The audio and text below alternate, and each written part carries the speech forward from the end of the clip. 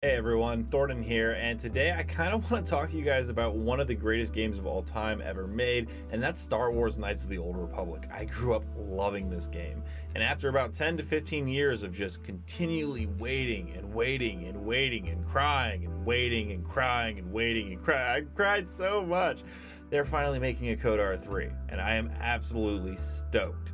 Now on the top left, you're going to go ahead and see an image from the Bespin Bulletin, and it's a very reliable source. They've leaked things in the past, and there have been some other sources that say Kotor 3 is in development, thank you, but it is unknown right now who's actually developing it. It's a studio that a lot of people may have heard of, but it's something you're not expecting. Now, I'm not going to delve into who I think could be developing it, because honestly, that's like throwing a dart at a dartboard. I don't think anyone's going to get it right until we have some official confirmation. But what I do want to go over today is the top 5 things I want to see in a Kotor remake. You know, now that we're getting a advance in the story, where are they going to go with it, and what could they improve on to one of the greatest games of all time? So the first thing that I would like to see changed or possibly improved upon is the combat. Now, don't get me wrong, when the game came out in 2003, this was cutting edge stuff. I mean, I pressed buttons, I waited a second, he did the attack, it was amazing! But honestly, it hasn't aged perfectly well. Now, that's not to say turn-based games are bad. I love turn-based games, I play a ton of them. Divinity Original Sin, right here, love it. But I do think that with a Star Wars game, with the fluidity that you see a lot of these movies have, it's very acrobatic. Lightsabers are fun, action scenes are fun. This is something that I really think that they should go in a different direction. So the question becomes, if we're going to move away from a turn-based fighting RPG, what are we going to do? Well, there's a great example in Respawn's recent Jedi Fallen Order, which I think actually handled combat in a Star Wars universe very, very well. It's very hack and slash, but also there's RPG points you put into a skill tree that allows you to, you know, level up your force powers. There's also The Witcher 3, which is a very, very heavy RPG that also has those hack and slash elements with special buttons assigned for your magic powers. I don't think this is a bad way for it to go. I know a lot of people probably love the turn-based system, and I'm not opposed to that if they bring that back. But I'm also open to seeing a different fighting style for these kind of games. Now, if they do bring back the turn-based fighting style, which once again, I'm okay with, at least polish up the fighting moves and attacks that you do. In the original Kotor, occasionally, you know, you hack someone and you press a button and your guy occasionally will do a flip. That's cool, but I want to see a lot more fluid and really feel like I'm engaged in the fight. Like what I'm doing is impressive every second, that I really do feel like a Jedi instead of a really, really good gymnast in space. Now, one of the things that I loved about Kotor is the act of giving your character choice and really impacting the universe with your choice. It felt like whatever decision you made in Knights of the Old Republic 1 really impacted the universe at large, and you shaped how that world worked. Now, in Kotor 2, they built upon that and made it even better. You could change your companion's alignment based on your conversations with them. You could turn them to the Sith. You could turn them to the Jedi. What you did not only impacted the universe, but those closest to you. And that is one of the best things I've ever played in a game. Whatever company takes on the project of Knights of the Old Republic 3, they need to look back at what BioWare did with the original choice making you could do, and then what Obsidian did to build on that in the sequel. If we do not get the ability to influence those around us, it's gonna feel like a letdown, at least to me. I loved turning my teammates into Sith and absolutely having everyone with red lightsabers and destroying them and being like, from my perspective, you're the evil ones. I loved it. I loved it, I loved it, I loved it. And if I don't get that back, I'm gonna be very, very upset. Okay, now part number 3 is a huge one for me as well. I want a continuation of the story of Revan and the Exile. Now, I get it. EA and whatever we want to call BioWare now, it's not BioWare, but whatever they are, made Star Wars The Old Republic an MMORPG that's supposed to be Kotor 4, 5, 6, and 7. Liars!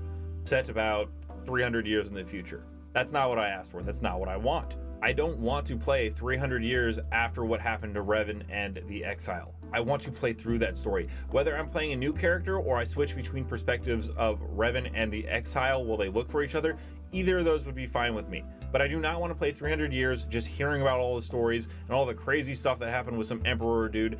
I want a direct continuation for my 2 games set after the events of the first 2 within a reasonable time period, not after like a third of Yoda's lifespan, okay? That's the big one for me. Give me Revan, give me the Exile, and give me the companions like Bastila and all of them so that I can see what's going on with them. I miss them. They're like my best friends. Where'd they go? It's like expecting a phone call from your best friend from like 5 years ago. They just never called. Like, hey, Parker, if you're out there, call me. I miss you, man. Now, part 4, and this is a no-brainer, and I have no doubts that the developer, whoever is in charge of this, will do this. But just in case they're watching this video and they're like, hey, who's this kid in a beanie talking about Star Wars? Listen to me now.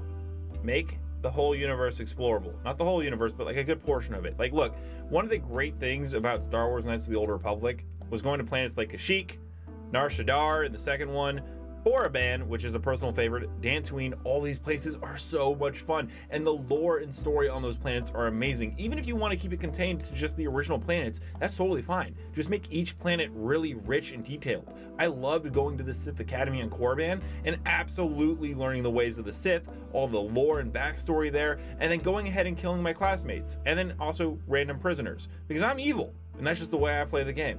But continue that.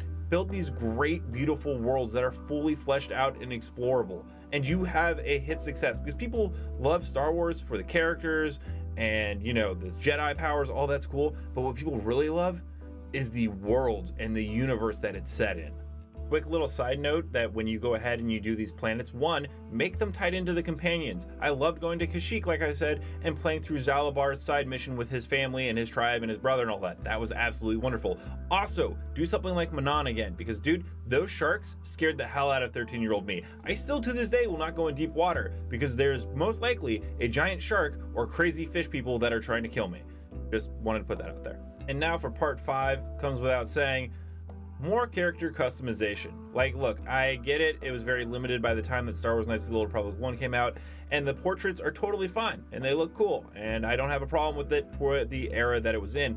I would like to see in today's version of the game fully customization. I want cyberpunk. Now, I don't need to do the dong of my Jedi, but like if I could choose his lightsaber size, no, I'm just kidding. But full customization would be absolutely phenomenal. Just to the same depth of everything else. I want to be able to play as a Zabrak and make myself have horns and all that and customize all of it. If we could get multiple different species to play as with multiple different customization settings, that would be the move. Also, some people may feel that it's outdated with the inventory system in terms of customization.